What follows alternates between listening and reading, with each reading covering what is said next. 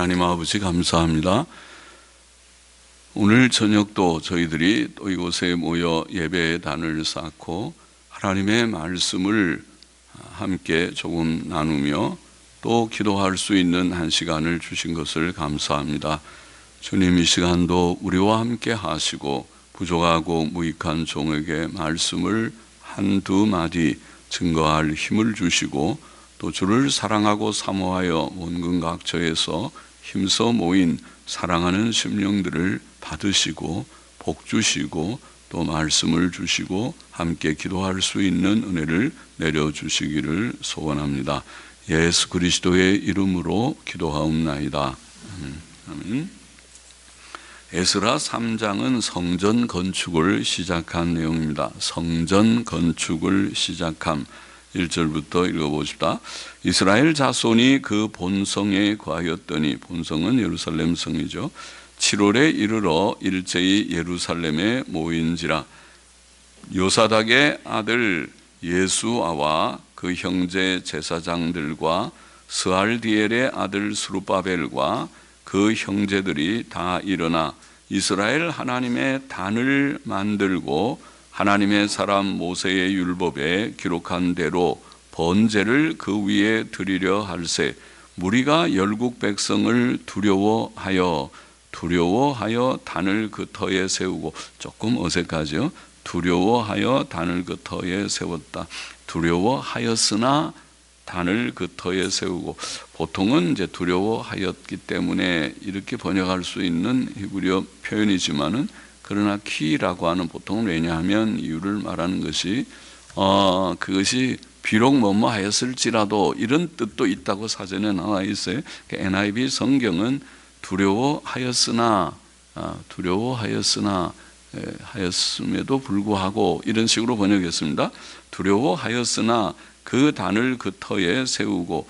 자, 열국 백성이 제사 드리는 것을 보고 그들이 미워하고 그들을 해칠까봐 두려운 마음이 있었으나, 그러나 그럼에도 불구하고 단을 그 터에 세우고 그 위에 조석으로 아침 저녁으로 여호와께 번제를 드리며 기록된 규례대로 초막절을 지켜 번제를 매일 정수대로 날마다 드리고, 그 후에는 항상 드리는 번제와 초하루와 여호와의 모든 거룩한 절기의 번제와 사람이 여호와께 즐거이 드리는 예물을 드리되, 7월 초하루부터 7월 초하루, 월삭이죠. 월삭 7월 월삭부터 비로소 여호와께 번제를 드렸으나 그때의 여호와의 전 지대는 오히려 놓지 못한지라. 전에 기초는 아직 놓지 못한 상태였다. 바사왕 고레스의 칙령으로 바벨론에서 고국으로 돌아온 이스라엘 자손이 그 본성 예루살렘에 거했는데 7월에 이르러 일제히 예루살렘에 모였습니다. 요사닥의 아들 대제사장 예수아와 그 형제 제사장들과 스알디엘의 아들 유다 총독 스룹바벨과 그 형제들, 그러니까 제사장은 예수아가 대표고 총독은 스룹바벨이고 그 형제들과 다 일어나 이스라엘 하나님의 단을 만들고 하나님의 사람 모세의 율법에 기록한 대로 번제를 그 위에 드리려 했습니다.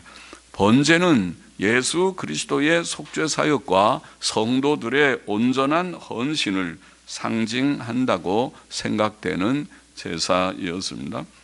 무리는 열국 백성을 두려워했으나 그 터 위에 단을 세웠다. 그렇게 읽는 것이 좋을 것이라고 보이는데, 두려워했으나 터 위에 단을 세우고 아침 저녁으로 여호와께 번제를 드렸습니다. 그들은 두려운 마음이 있을 때 더욱 아침 저녁으로 제사 드리며 하나님을 섬겼습니다. 또 그들은 기록된 규례대로 초막절을 지켜 번제를 첫째 날부터 여덟째 날까지 정한 수대로 날마다 드렸습니다. 그렇죠. 초막절은 7일 지키고 제8일도 성회로 모이는 그런 큰 절기였죠. 또 그 후에는 그들이 항상 드리는 번제와 초하루와 여호와의 모든 거룩한 절기의 번제와 사람이 여호와께 즐거이 드리는 예물을 드렸습니다. 이와 같이 그들은 7월 초하루부터 비로소 여호와께 번제를 드렸던 것입니다. 그러나 그때 아직 성전의 기초는 놓이지 못했습니다. 7절 계속 봅니다. 이에 석수와 목수에게 돈을 주고 또 시돈 사람과 두로 사람에게 먹을 것과 마실 것과 기름을 주고 바사 왕 고레스의 조서대로 백향목을 레바논에서 욥바 해변까지 수운하게 운반하게 하였더라. 성전 건축을 위해 기술자들을 준비하고 돌과 나무의 자재들도 준비하였습니다.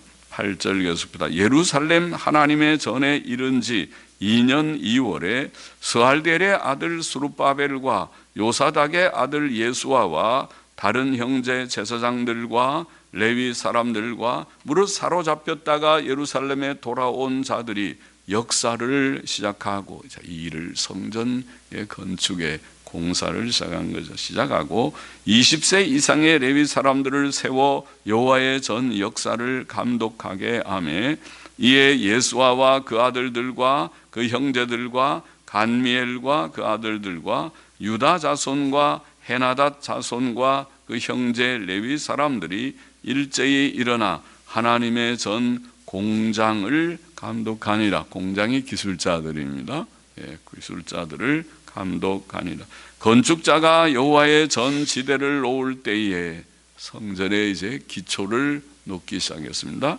놓을 때에 제사장들은 예복을 입고 나팔을 들고 아삽 자손 레위 사람들은 제금을 들고 서서 이스라엘 왕 다윗의 규례대로 여호와를 찬송하되 서로 찬송가를 화답하며 여호와께 감사하여 가로되 주는 지선하시도다. 지극히 선하시다는 말이에요. 지선하시도다.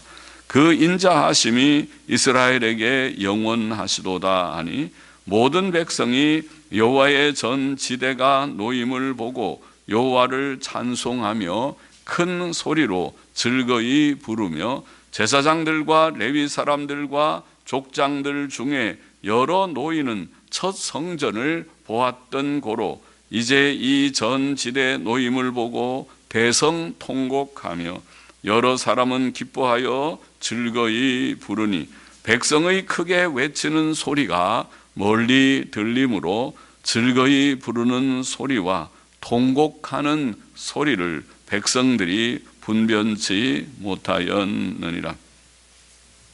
자, 바벨론에서 돌아온 유대인들은 2년, 즉 주전 536년경 2월에 성전의 기초를 놓기 시작했습니다.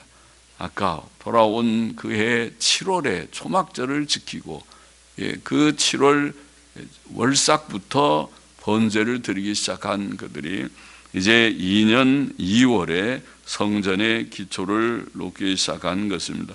그때 무리들의 기쁨의 찬송 소리와 노인들의 통곡 소리가 뒤섞였다. 찬송, 기쁨의 찬송과 또 눈물의 그런 통곡 소리가 뒤섞였다.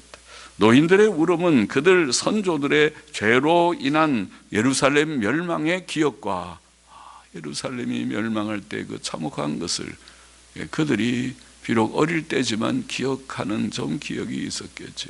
노인들에게는 그런 기억이 80, 90대 노인들이 있었다면 기억이 좀 있겠죠. 70년 전 일이니까 기억하고 꿈 같은 바벨론 포로 귀환의 일을 허락하신 하나님의 크신 은혜에 대한 감사에서 나온 울음이었을 것입니다. 자, 본장의 교훈을 정리해 보십시다. 첫째로 바벨론에서 돌아온 유대인들은 하나님께 번제를 드릴 단을 쌓았고 또 하나님의 전을 짓기를 원하였습니다. 단을 쌓고 성전 짓기를 소원했다. 구약의 제사제도, 단을 쌓아서 제사를 드리는 제사제도와 성전 제도는 예수 그리스도를 예표했습니다. 제사들 중에 가장 일반적인 번제의 1차적 의미는 속죄이었습니다. 번제가 레위기 1장 3절 4절에 보면 번제의 규례를 이렇게 했죠. 그 예물이 소의 번제이면 흠없는 수컷으로 그것은 예수님을 상징해서 흠없는 수꽃으로 회막문에서 여호와 앞에 받아지도록 드릴지니라. 연락되도록 받아지도록 여호와께서 받으신직하게 받으시도록 그렇게 드릴지니라. 그가 번제물의 머리에 안수할지니, 그것은 죄를 그에게 짐승에게 다 전가시키는 뜻이죠. 안수할지니 그리하면 받아져서 그를 위하여 속죄가 될 것이라. 자기가 죽어야 할 죽음을 대신 짐승이 담당한다. 그것은 짐승이 가치가 없지만은 예수님을 상징하는 것이니까 예수께서 하나님의 아들 독생자 어린 양께서 대신 우리의 죄를 담당하시는 상징입니다. 속죄는 예수 그리스도의 사역의 핵심적 의미입니다. 구약시대의 성전도 예수 그리스도를 예표하였습니다.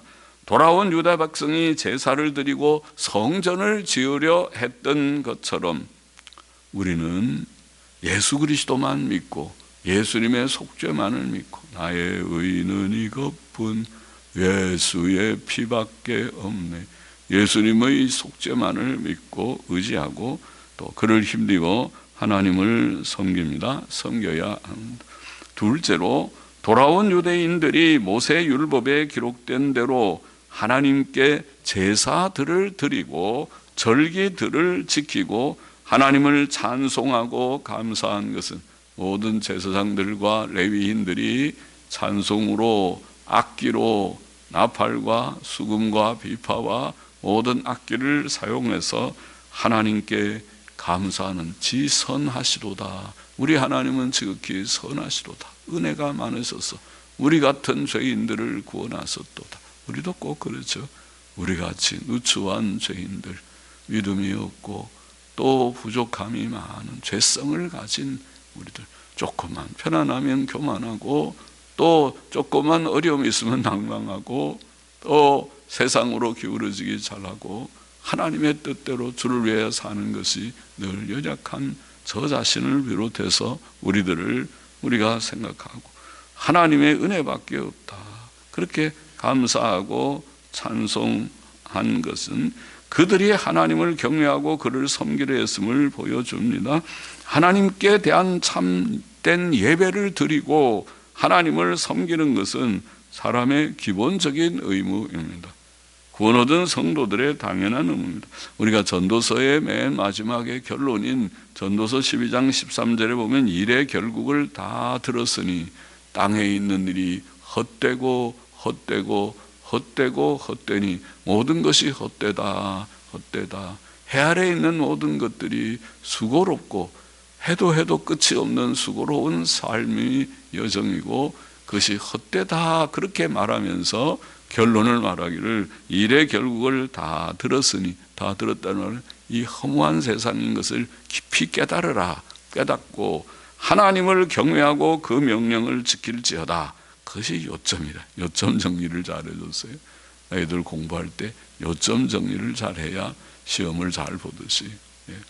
그 요점은 하나님을 경외하고 그 명령을 지키라. 우리와 우리 자녀들이 요점은 그거잖아요. 하나님 경외하는, 하나님을 알고 하나님을 아는, 하나님이 누군지를 알아야 된다. 하나님을 경외하고 하나님이 창조자요 섭리자이신 것을 알고 하나님이 살아계신 두려우신 존재인 것을 알고 하나님이 구부러뜨리면 펼 자가 없는 것을 알고 하나님이 죽이시면 살릴 자가 없고 하나님이 살리시면 죽일 자가 없는 것을 바로 알고 하나님을 알고 하나님을 경외하고 명령을 지킬지어다. 이것이 사람의 본분이니라. 그때 제가 설명했죠. 본분이라는 말이 히브리 말로는 콜, 그런데 콜이라는 말이 영어로는 all이라는 말입니다. 콜. 그러니까 영어 성경도 보면 all, 모든, 그리고 이제 그게 뜻을 새기며요. duty, 본분, 그런 것을 조그만 글씨로 아마 집어넣었을 것입니다. 원문에는 duty란 본분이란 말이 없습니다. 모든 것이다. 세상에 하나님 경외하고 명령 지키는 것이 모든 것이냐. 내 할 일이 얼마나 많은데 사람들이 생각하지만 믿음의 눈으로 보면 그것이 모든 것입니다. 하나님 바로 섬기지 않으면 세상의 모든 것이 헛수고하는 것이요.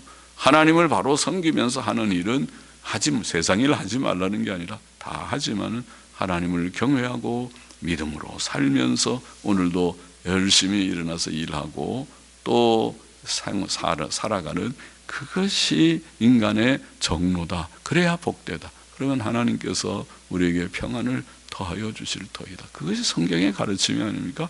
그러나 이스라엘이나 또 우리도 비슷하겠지만은 지독히도 그 말씀대로 살기에 무능력해서 하나님의 뜻대로 사는 자가 많지 않은 세상이 아닌가 싶습니다.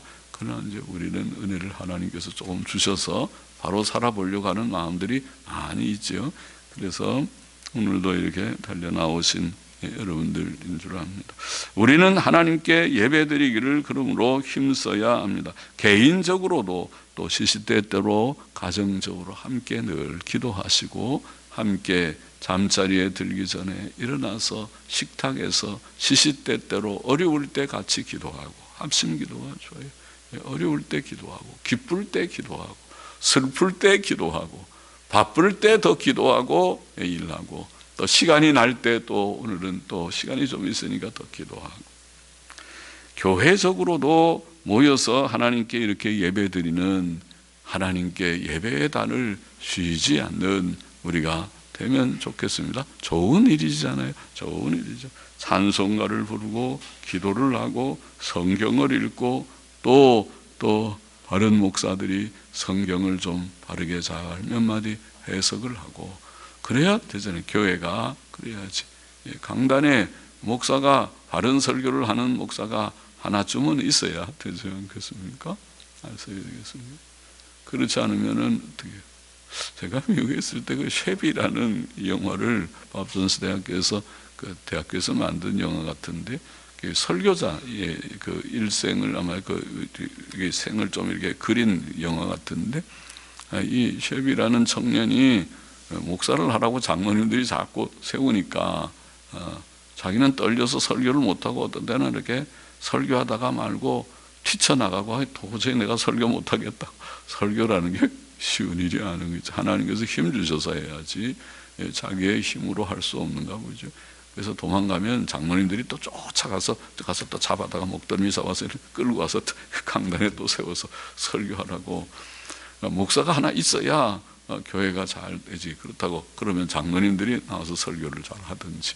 그렇지 않으면은 그러니까 하나님께서 목사를 세우셔서 성경을 늘 주야로 묵상하고 많이 연구하시고 그래서 우리 양무리들에게 영의 양식과 같이 사람이 떡으로만 살 것이 아니요 하나님의 입으로 나오는 말씀으로 산다고 말씀하신 대로 공급을 하시오. 그리고 다 기도도 하고 위로 격려도 하고 그러겠죠. 그래야 좋죠, 그지?